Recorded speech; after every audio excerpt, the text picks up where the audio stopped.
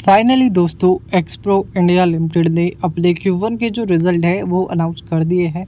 ये कंपनी जानी जाती है इन्वेस्टर्स को अच्छे डिविडेंड देने के लिए। क्या कंपनी ने अब की बार भी डिविडेंड जो है अनाउंस किया है या फिर नहीं, वो हम देख लेते हैं और इसके रिज़ल्ट हमें कैसे देखने को मिले हैं वो डिस्कशन कर लेते हैं। साल में 1-2 बार कंपनी आपको जो है डिविडेंड दे देती है। बाकी स्टॉक को लेकर किसी भी तरह की कोई भी बाय सेल रिकमेंडेशन नहीं है।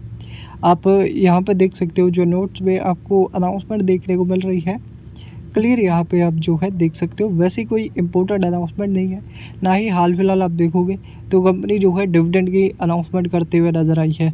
बात कर लेते हैं इसके कंसोलिडेटेड रिजल्ट को लेके। तो आप देखोगे जो अमाउंट दी गई इन रुपीज़ लैक्स में करोड़ में कन्वर्ट करके बताएंगे। तो सबसे पहले टोटल इनकम की बात की जाए तो 148 करोड़ की जो है टोटल इनकम आपको देखने को मिली है। क्लियर मैं आपको दिखा देता हूँ, 148 करोड़ 34 लाख। वही प्रीवियस क्वार्टर में 161 करोड़ और प्रीवियस ईयर के क्वार्टर में 145 करोड़ की टोटल इनकम आपको देखने को मिली है।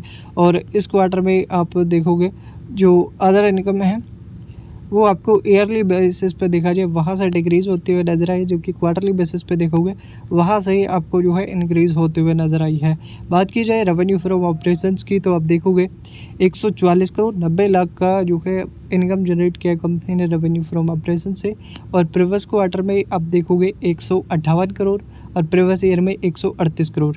तो ईयरली बेसिस पे रेवेन्यू फ्रॉम ऑपरेशन पे जंप है, जबकि क्वार्टरली बेसिस पे गिरावट देखने को मिली है। सेम आपको टोटल इनकम में देखने को मिलेगा। वही भी बात करते हैं इसके जो है टोटल एक्सपेंस को लेके। तो इस क्वार्टर में 152 करोड़ के एक्सपेंस, जो कि पिछले क्वार्टर में 152 करोड़ 49 लाख के एक्सपेंस आपको देखने को मिले थे। और प्रीवियस ईयर में 126 करोड़ 3 लाख के एक्सपेंस। तो एक्सपेंस आप देखोगे क्वार्टरली बेसिस पर गिरते हुए नजर आए, जबकि ईयरली बेसिस पे हमें जब देखने को मिला है। और ये क्यों देखने को मिला है, क्योंकि ईयरली बेसिस पे अगर आप कंपेयर करोगे तो कंपनी की जो मटेरियल कॉस्ट वो बढ़ते हुए नजर आई है। साथ में एम्प्लॉयज़ जो एक्सपेंसेस है, बेनिफिशियल जो एक्सपेंस है, फाइनेंशियल कॉस्ट है वो आपको बढ़ते हुए नजर आई है। अदर एक्सपेंसेस है वो अगर कंपेयर किए जाए प्रीवियस ईयर के मुकाबले तो वो यहाँ पे आपको बढ़ते हुए नजर आए, जिसकी वजह से ईयरली बेसिस पे एक्सपेंस कंपनी के बढ़े हैं। वहीं पे हम बात करते हैं प्रॉफिट फॉर द पीरियड को लेके। तो आप देखोगे जो कंपनी की एक्सपेंस है वो 152 करोड़ की, जबकि इनकम जो आपको देखने को मिली है 148 करोड़ की। तो मैं भी कंपनी को यहाँ से लॉस होते हुए नज़र आया है। क्लियर अगर देखा जाए तो लॉस फॉर द पीरियड की अगर हम बात करते हैं,